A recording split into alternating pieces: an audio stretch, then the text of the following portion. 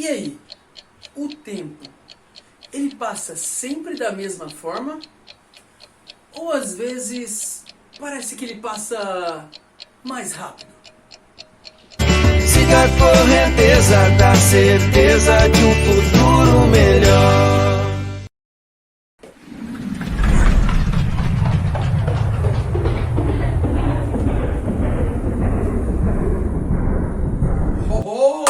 E aí, usando meus superpoderes aqui, vamos começar mais essa aula falando sobre o tempo, sobre o deslocamento temporal. E aí, meu querido, tudo bem com você? Deixa eu te fazer uma pergunta. E aí, o tempo passa sempre da mesma forma? Sim ou não? Galera, antes de mais nada, precisamos esclarecer uma coisa. O tempo é uma coisa, a percepção que você tem dele é outra. E a nossa percepção muitas vezes ela varia assim. Ela varia, ela muda, ela é diferente. Quando você está fazendo alguma coisa que você gosta muito, que você acha super legal, o tempo passa rápido. Mas às vezes, quando você está fazendo algo que talvez não seja tão legal, alguma coisa que te dá um pouco mais de trabalho, que não é tão prazeroso, nós temos a percepção de que o tempo está passando mais devagar.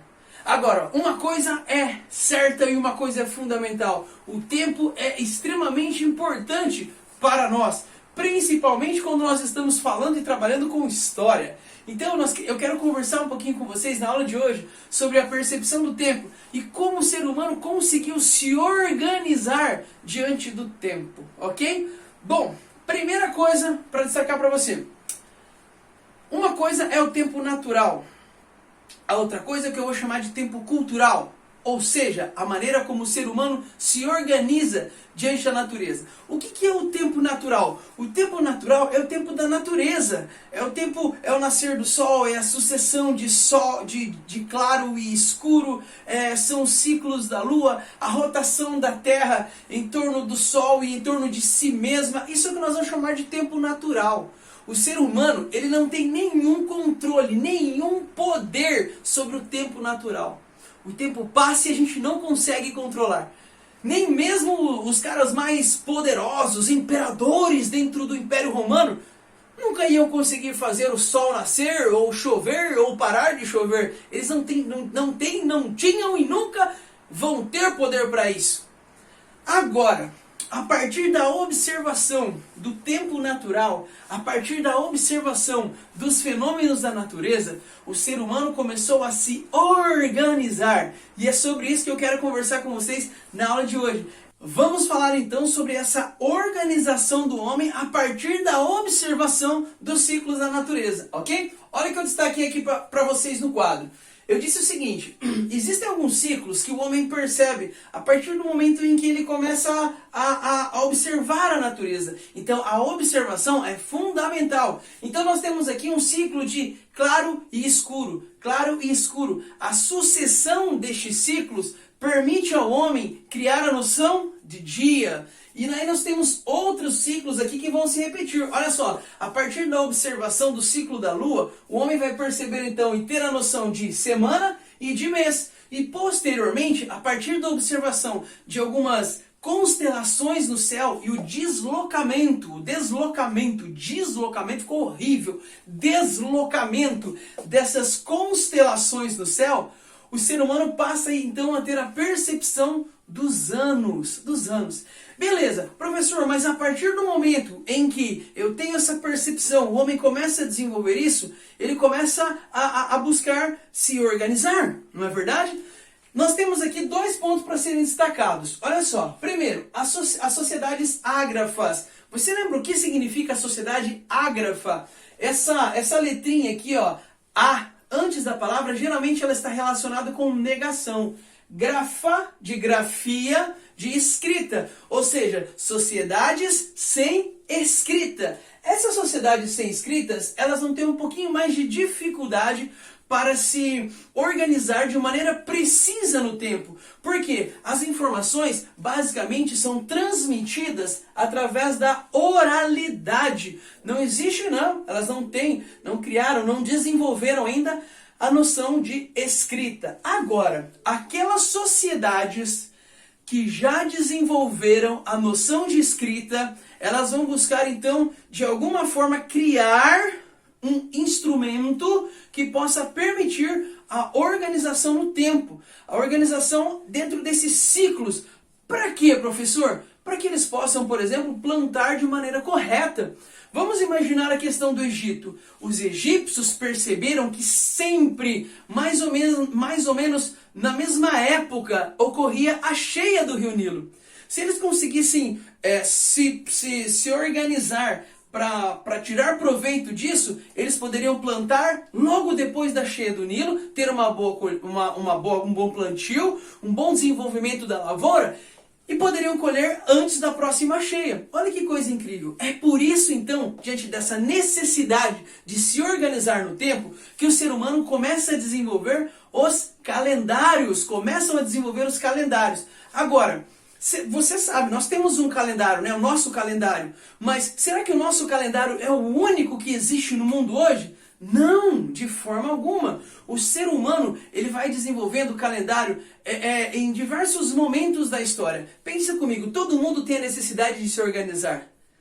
E nos primórdios da humanidade, os grupos humanos, eles estavam isolados. Então, a partir das suas crenças, a partir dos seus costumes, a partir das suas necessidades, a partir da sua história, os diferentes grupos humanos vão criando diferentes tipos de calendário.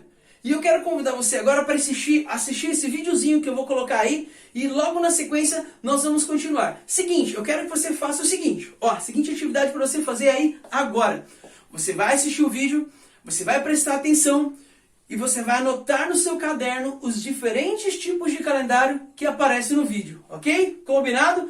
Então, bora pro filme, vai lá! Ao longo da história da humanidade, as sociedades encontraram diferentes formas de registrar e marcar o tempo. Os períodos eram determinados principalmente de acordo com os ciclos da natureza.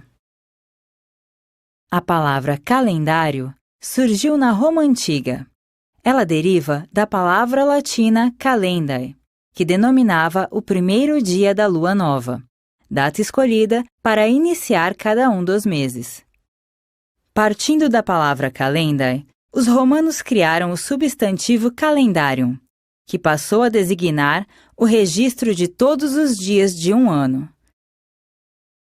O primeiro sistema de contagem do tempo utilizado em Roma era lunar, ou seja, baseado nas fases da lua. Em 45 a.C., o general Júlio César introduziu um novo calendário em Roma, que ficou conhecido como calendário juliano. Com ele, a organização dos meses foi modificada e já não correspondia mais ao ciclo lunar. Entre os povos tupi, o tempo era medido com base nos ciclos da lua, das estrelas e das estações do ano. Para eles, havia 2 estações no ano: Ara Piau, que correspondia à primavera e ao verão, e Ara Imã, equivalente ao outono e ao inverno.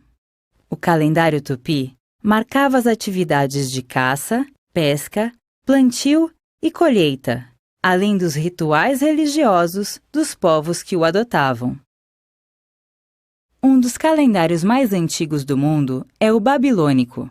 Nele, o ano era dividido em 12 meses lunares de 29 ou 30 dias, num total de 354 dias. A cada 3 anos, introduzia-se um 13º mês para que as estações do ano não ficassem defasadas. Os egípcios antigos, por sua vez, observaram o céu e notaram que a cada 365 dias, quando o sol se aproximava da estrela Sírius, as cheias do rio Nilo ficavam prestes a começar.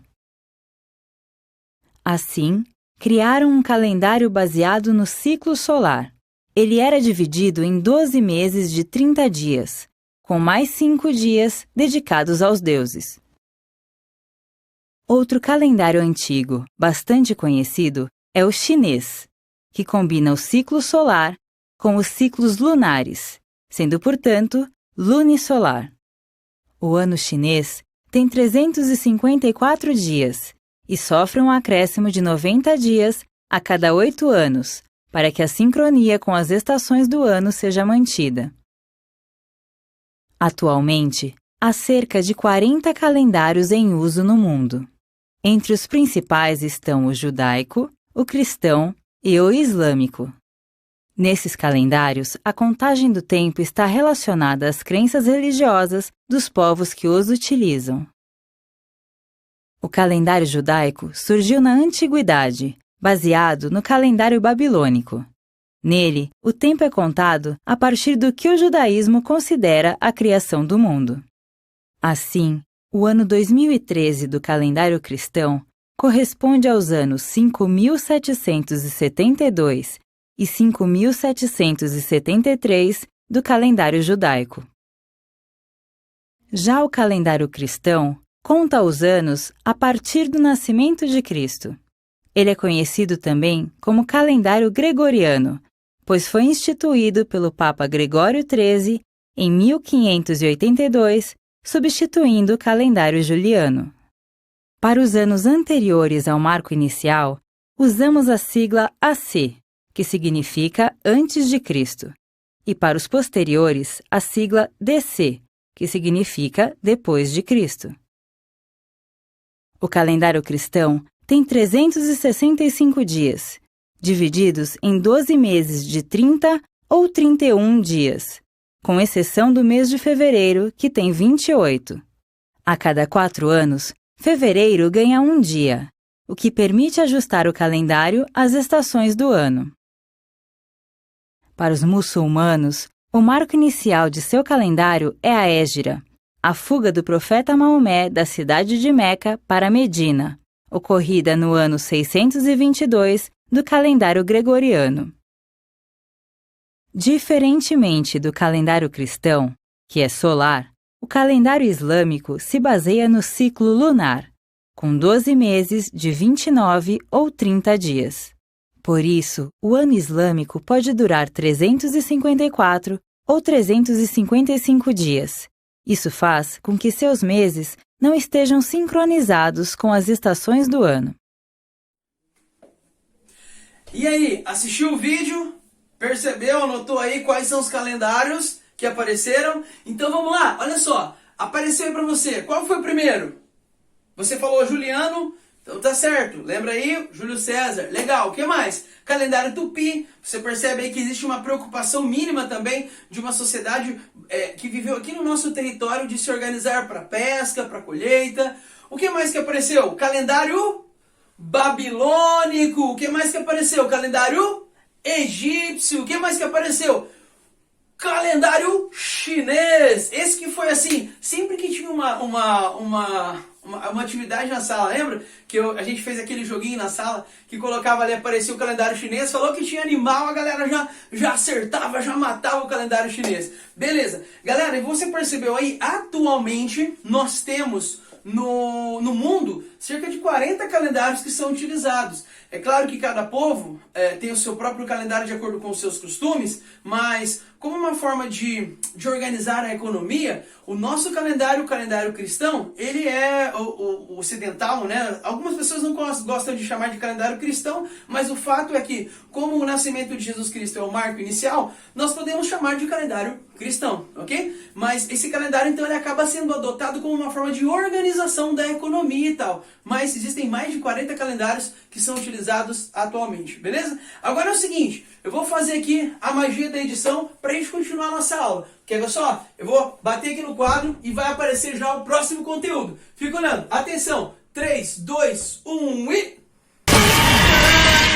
Ah, e aí, curtiu? Esse é o poder da nossa super edição de vídeo. É isso aí, galera. A gente ganha tempo com essas magias que nós conseguimos fazer aqui na nossa edição. Olha só.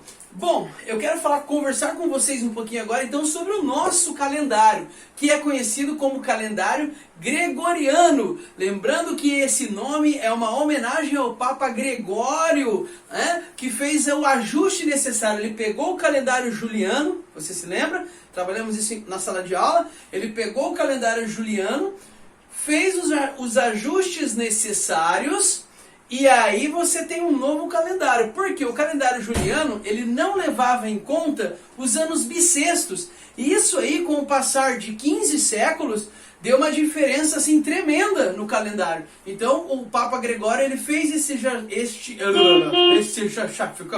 de vez em quando tem essas falhas, né? Fez estes ajustes, ainda não ficou bom, mas vai ficar, vai passar. Fez estes ajustes, agora sim. E aí então nós temos esse calendário que é o que nós utilizamos até hoje, beleza? E qual que é o ponto? Qual que é o ponto inicial do nosso calendário? O nascimento de Jesus. Exatamente. Por isso que nós chamamos também muitas vezes de calendário cristão, porque ele tem como ano 1 o nascimento de Jesus, ok? E aí, galera, é importante você se lembrar, porque dentro dos nossos estudos históricos, nós vamos às vezes trabalhar com datas que aconteceram antes do nascimento de Jesus. E aí o que acontece? Nós vamos usar esse simbolismo aqui, AC, ou seja, antes de Cristo. E quando é depois de Cristo, a gente não precisa colocar o DC, porque você já sabe. Mas, por exemplo, aqui, ó, o nascimento de Jesus seria o ano 1, então eu jogaria para trás 1 antes de Cristo, 2 antes de Cristo, 3 antes de Cristo, 4.000 anos antes de Cristo, e assim a gente consegue se localizar na nossa linha do tempo aqui do calendário cristão, beleza? Olha só, uma outra coisa que é importante você se ligar para os nossos estudos históricos é que muitas vezes, numa tentativa de organizar os nossos estudos, nós historiadores dividimos o tempo dentro de algumas caixinhas que nós vamos chamar de séculos. O que é um século? Um século nada mais é que uma caixinha que tem ali dentro 100 anos. Olha só, eu coloquei todas as caixinhas aqui para você observar. Olha só, o 1, 2, 3, 4, vai até aqui o 21. Até aqui o 21. Percebeu? Que é o século que nós estamos vivendo atualmente. Dentro de cada uma dessas caixinhas aqui tem o quê? Tem um grupinho de 100 anos. 100 anos. Então eu poderia dizer que aqui na caixinha número 1, nós vamos ter do século 1... aqui no século 1, nós vamos ter do ano 1 até o ano 100. Na caixinha aqui do século 2, eu vou ter do ano 101 até o ano 200. E assim sucessivamente. Olha só, agora eu quero mostrar para você como é que te dar uma dica, relembrar uma dica para você, para que você consiga achar aqui em qual dessas caixinhas nós vamos ter alguns anos. Então, por exemplo, o ano 1500, professor, que século que é? Eu quero mostrar para você como é que você vai fazer isso. Quer ver só? O canetão vai aparecer aqui na minha mão, pela mágica. Olha lá. Magia pura. Então, olha só. Quando o ano termina em 00, é bem simples, ok? Bem simples. Basta você cortar os dois zeros e você já descobriu o século. Então, nesse caso aqui, é o século XV. Século XV, ok?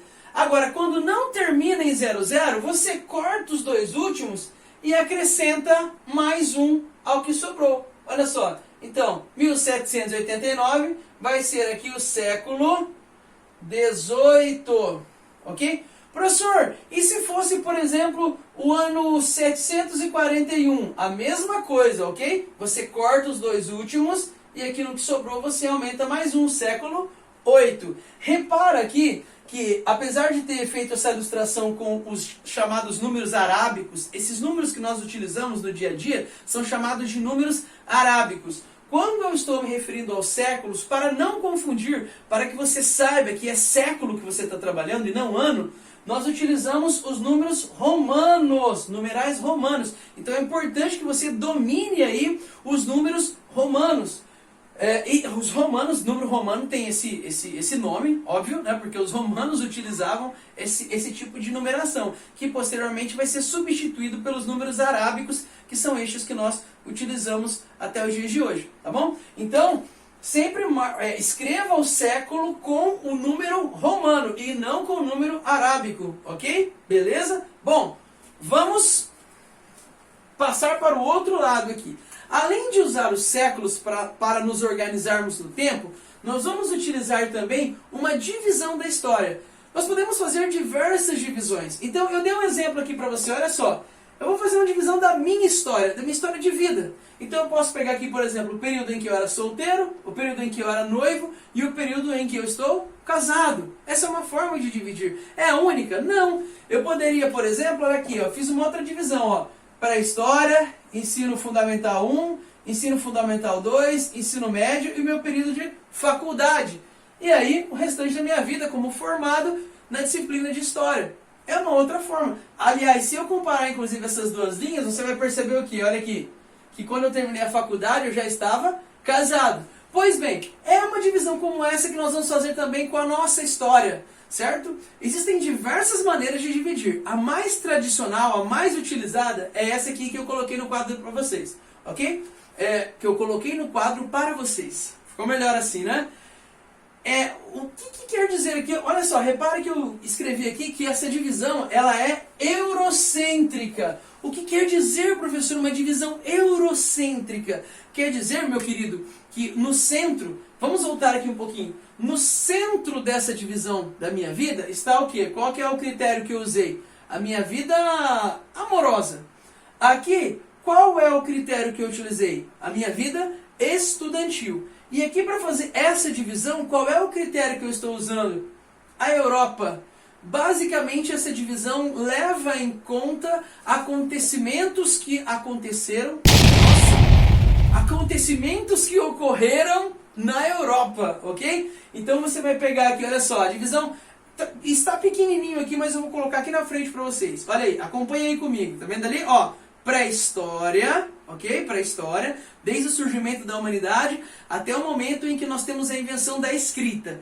Seguindo, nós temos a história antiga, o período da antiguidade, que vai até o ano 476, quando Roma cai. Olha só, você está percebendo? Algo que acontece na Europa. Seguindo, começamos a Idade Média, que vai de 476 até o ano 1453, com a queda de Constantinopla. Mais uma vez, um acontecimento da Europa. Seguindo, então, nós temos a Idade Moderna, que vai ali de 1453 até 1789, com a Revolução Francesa. E depois da Idade Moderna, nós temos então o início do período contemporâneo, que é o período da história que nós estamos vivendo atualmente. Beleza?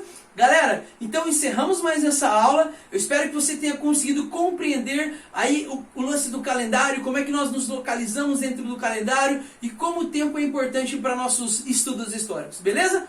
Grande beijo e até a nossa próxima aula. Novos mares, horizontes, aonde quer chegar. O que quiser, tudo alcança, basta acreditar. Novos tempos de mudança, com o pé no chão. Mergulhando nos estudos, acha solução. O amanhã não é um mistério pra quem leva a sério. Siga a correnteza da certeza de um futuro melhor.